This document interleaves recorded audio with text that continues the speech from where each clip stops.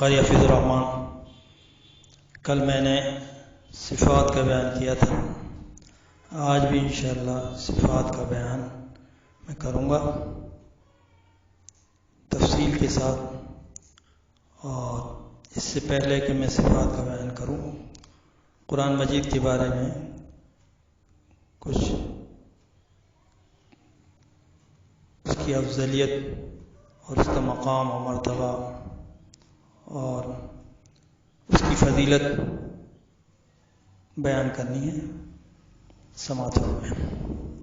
قرآن مجید سب سے آخری لیکن سب سے افضل کتاب ہے، اور سب سے آخری لیکن تمام انبیاء اور رسول کے سردار حضرت محمد مصطفیٰ صلی اللہ علیہ وسلم پر نازل ہوئی ہے، اور یہی اسلامی تعلیمات و احکام کا اصل منبع اور سرچشمہ ہے۔ اسلام نے اپنے متبعین کے لیے جو دستور زندگی و ابدی نظام پیش کیا ہے، اس کا اصل مخزن یہی ہے۔ اس لیے کسی حال میں مسلمان کی اس سے بے تعلقی زیبا و پسندیدہ نہیں ہے، بلکہ مضر ہے، اور اس کے احکام و تعمیلات پر عمل کرنا اصل اسلام اور اصل عبادت تو ہے ہی، دنیا کے ہزارہا فوائد کا بھی باعث ہے۔ رزق میں وسعت و برکت، مال و اولاد میں اضافہ، دوسروں پر رعب و دبدبہ اور حصول اقتدار و حکومت کا ذریعہ بھی ہے۔ اس لیے گویا مسلمان کو سرتاپا قرآنی ہونا چاہیے۔ اس لیے حضرت عائشہ رضی اللہ تعالیٰ عنہ سے جب ایک موقع پر پوچھا گیا کہ حضور اکرم صلی اللہ علیہ وسلم کے اخلاق کیسے تھے، تو فرمایا کان خلقہ القرآن۔ حضور صلی اللہ علیہ وسلم کے اخلاق کیا پوچھتے ہو؟ آپ صلی اللہ علیہ وسلم قرآن کی عملی تصویر تھے، یعنی حضور صلی اللہ علیہ وسلم کے اخلاق جاننا چاہو تو قرآن پڑھو، اور قرآن کو زندہ متحرک و عملی جامع میں دیکھنا چاہو تو حضور صلی اللہ علیہ وسلم کو دیکھو۔ شاعر اسلام علامہ اقبال نے مسلمان کے اسی حال کو یوں بیان کیا ہے: یہ راز کسی کو نہیں معلوم کہ مومن قاری نظر آتا ہے، حقیقت میں ہے قرآن۔ دنیاوی عزت و وجاہت کی تلاش اور اس کی بقا کے لیے بھی اس سے تعلق ضروری ہے۔ اسی تعلق نے پچھلے لوگوں کو بلند کیا تھا، اور اس سے بے تعلقین نے ہی بعد والوں کو پیچھے و نیچے کر دیا۔ وہ معزز تھے زمانے میں مسلمان ہو کر، اور تم خوار ہوئے تارک قرآن ہو کر۔ ایک حدیث پاک میں ہے کہ ہر قوم کے لیے کوئی نہ کوئی زینت کا سامان اور رونق کا ذریعہ ہوتا ہے، اور میری امت کے حق میں یہ سامان و ذریعہ قرآن مجید ہے۔ حضور صلی اللہ علیہ وسلم نے قرآن مجید کے پڑھنے اور پڑھانے والے کو سب سے بہتر بتایا۔ قیامت کے دن قرآن مجید عرش کے نیچے کھڑا ہو کر دنیا میں اس سے تعلق رکھنے والوں کی وکالت کرے گا۔ قرآن مجید کی تلاوت اور عمل کا اہتمام کرنے والے سے قیامت میں کہا جائے گا پڑھتا جا اور چڑھتا جا، اور خوب ٹھہر کر پڑھ، جہاں تیرا پڑھنا ختم ہوگا وہی تیری منزل ہوگی۔ اب میں صفات کے بارے میں تفصیل سے بتاؤں گا، توجہ فرمائیں۔ صفات دو طرح کی صفات ہوتی ہیں، ایک صفات متضادہ، ایک صفات غیر متضادہ۔ تو آج میں صفات متضادہ کے بارے میں بیان کروں گا۔ صفات متضادہ وہ صفات ہیں جس کی کوئی دوسری صفت ضد ہو۔ اب صفات متضادہ 10 ہیں۔ نمبر 1، ہمس۔ ہمس کے معنی پست آواز۔ جن حرفوں میں یہ پائی جاتی ہے، جن حرفوں میں یہ صفت پائی جائے ان کو محموسہ کہتے ہیں۔ اصطلاحی معنی ان حرفوں کو ادا کرتے وقت آواز مخرج میں ایسی کمزوری کے ساتھ ٹھہرے کہ سانس جاری رہے، اور آواز میں ایک قسم کی پستی ہو، جیسے یل ہ کی سا میں۔ ایسے حروف 10 ہیں جن کا مجموعہ فحثہ شخص سکت ہے۔ یعنی یہ 10 حروف جو حمز کے کہلاتے ہیں، یہ ان کا مجموعہ ہے فحثہ، فا حا ثا ہا شین خا صاد سین کاف تا۔ نمبر 2 جہر۔ جہر کے معنی بلند آواز۔ جن حرفوں میں یہ حرف صفت پائی جاتی ہے ان کو مجہورہ کہتے ہیں۔ اصطلاحی معنی ان حرفوں کے ادا کرتے وقت آواز مخرج میں ایسی قوت کے ساتھ ٹھہرے کے ساتھ بند ہو جائے اور آواز میں ایک قسم کی بلندی ہو، جیسے مؤمن کی حمزہ میں۔ حروف محموسہ کے علاوہ باقی حروف مجہورہ ہیں، اور جہر اور حمز دونوں صفت ایک دوسرے کی ضد ہیں۔ یعنی 10 حروف آپ نکال دیں تو 18 حروف جو ہے جہر کے، اور جہر کی ضد حمز ہے۔ حمز میں پست آواز ہوتی ہے اور جہر میں بلند آواز، یہ دونوں ایک دوسرے کی ضد ہیں۔ نمبر 3 شدت۔ شدت کے معنی سختی، اور جن حرفوں میں یہ صفت پائی جائے ان کو شدیدہ کہتے ہیں۔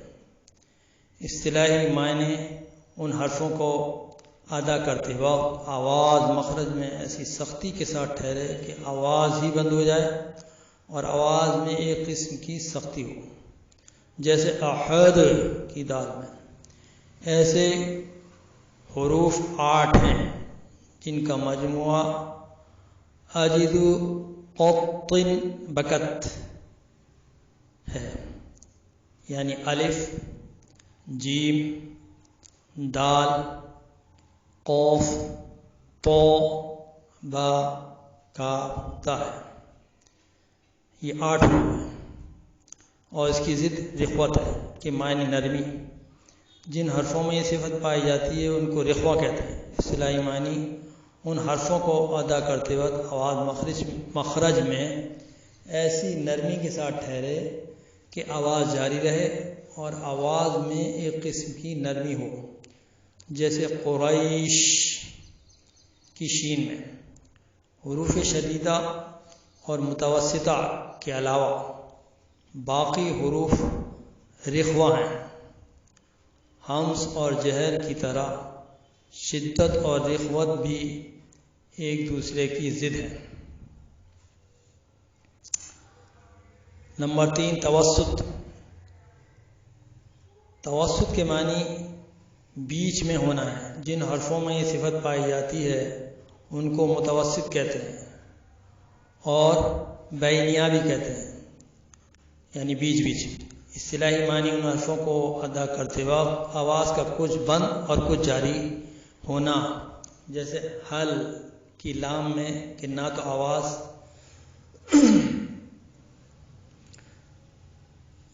اور نہ تو آواز فج کے جیم کی طرح بالکل بند ہوتی ہے، اور نہ عش کے شین کی طرح خوب جاری۔ ایسے حروف 5 ہیں جن کا مجموعہ لن عمر، یعنی لام نون عین میم را ہے۔ تنبیہ: صفت توسط کوئی مستقل صفت نہیں ہے، کیونکہ اس میں کچھ شدت ہوتی ہے اور کچھ رخوت، یعنی بیچ کی صفت ہے، اس لیے اس کا شمار بھی ان 10 میں نہیں ہے۔ صفت توسط شدت اور رخوت دونوں کی ضد ہے، یہ دونوں توسط کی ضد ہے۔ بس شدت، رخوت اور توسط تینوں میں سے ہر ایک میں ایک ہی صفت پائی جائے گی، اور کسی ایک کے پائے جانے سے باقی 2 کا نہ پایا جانا ضروری ہوگا۔ نمبر 5 استعلا۔ استعلا کے معنی بلند ہونا ہے، اور جن حرفوں میں یہ صفت پائی جاتی ہے ان کو مستعلیہ کہتے ہیں۔ اصطلاحی معنی ان حرفوں کے ادا کرتے وقت زبان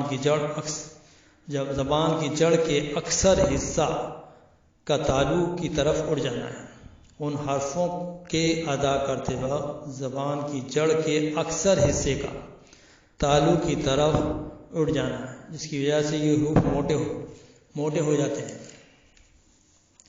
جیسے خلق کی خا اور قوف میں، اور ایسے حروف 7 ہیں جن کا مجموعہ خص ضاد قز، یعنی خا، صاد، ضاد، غین، طا، قاف، ظا. یہ حروف ہمیشہ موٹے پڑ جاتے ہیں. نمبر 6 استفعال. اس کے معنی نیچے رہنا ہے. جن حرفوں میں یہ صفت پائی جاتی ہے ان کو مستفلا کہتے ہیں. اصطلاحی معنی ان حرفوں کے ادا کرتے وقت زبان کی جڑ کے اکثر حصے کا تالو کی طرف نہ اٹھنا ہے، جس کی وجہ سے یہ حروف باریک ہو جاتے ہیں. جیسے سوفا کے سین میں حروف مستعلیہ کے سوا باقی حروف مستفلا ہیں، اور یہ دونوں صفت بھی ایک دوسرے کی ضد ہے. نمبر 7 اطباق. اطباق کے معنی چمٹنا، ملنا. جن حرفوں میں یہ صفت پائی جائے ان کو مطبقہ کہتے ہیں. اصطلاحی معنی ان حرفوں کے ادا کرتے وقت زبان کے بیچ کا تالو سے چمٹ جانا، جس کی وجہ سے یہ حروف خوب موٹے ہو جاتے ہیں. جیسے مطمئنہ کی طا میں ایسے حروف 4 ہیں: صاد، ضاد، طا، ظا. نمبر 8 انفتاح. انفتاح کے معنی کھلنا ہے. جن حرفوں میں یہ صفت پائی جائے ان کو منفتحہ کہتے ہیں. اصطلاحی معنی ان حرفوں کے ادا کرتے وقت زبان کے بیچ کا تالو سے جدا رہنا ہے، خواہ زبان کی جڑ تالو سے لگے، جیسے وقرن کی قاف میں لگ جاتی ہے، خواہ نہ لگے. جیسے فاصبر کی با میں حروف مطبقہ کے سوا باقی حروف منفتحہ ہیں، اور یہ دونوں صفتیں اطباق اور انفتاح بھی ایک دوسرے کی ضد ہیں. نمبر 9 اضلاق کے معنی تیز کرنا. جن حرفوں میں یہ صفت پائی جائے ان کو مزلقہ کہتے ہیں.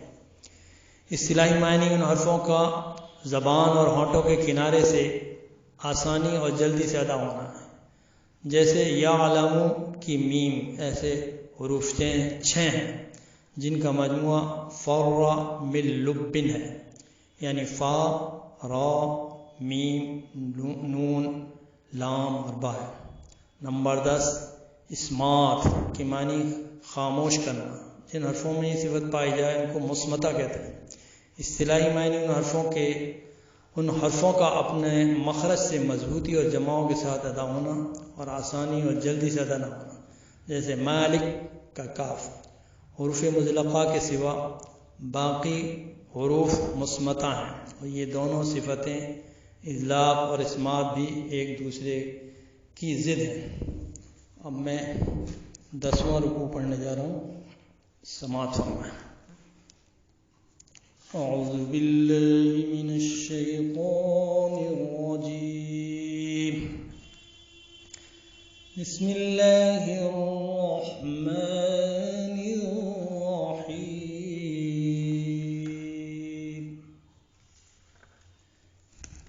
وَإِذْ أَخَذْنَا مِيثَاقَ بَنِي إِسْرَائِيلَ لَا تَعْبُدُونَ إِلَّا اللَّهَ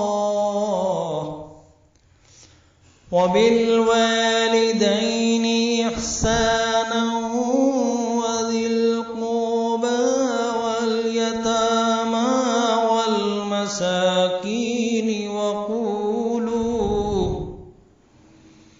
وَقُولُوا لِلنَّاسِ حُسْنًا وَأَقِيمُوا الصَّلَاةَ وَآتُوا الزَّكَاةَ ثُمَّ تَوَلَّيْتُمْ إِلَّا قَلِيلًا مِّنكُمْ وَأَنتُمْ مُعْرِضُونَ. وَإِذْ أَخَذْنَا مِيثَاقَكُمْ لَا تَسْفِكُونَ دِمَاءَكُمْ وَلَا تُخْرِجُونَ أَنفُسَكُمْ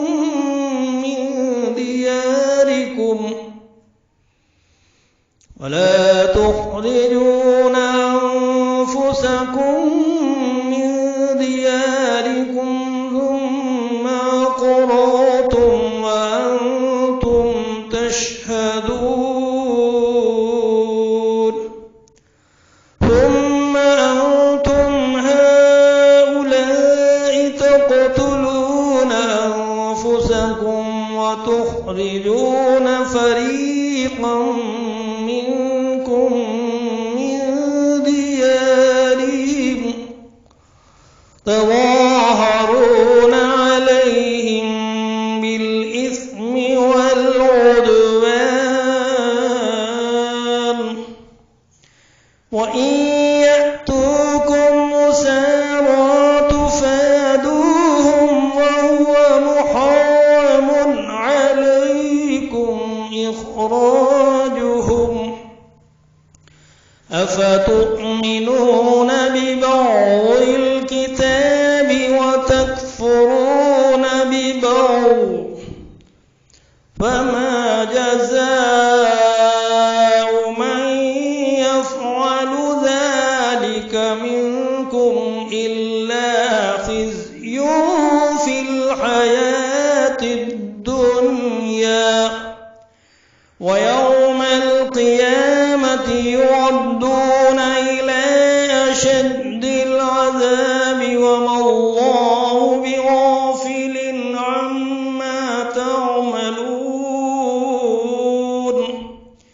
أولئك الذين اشتروا الحياة الدنيا بالآخرة فلا يخفف عنهم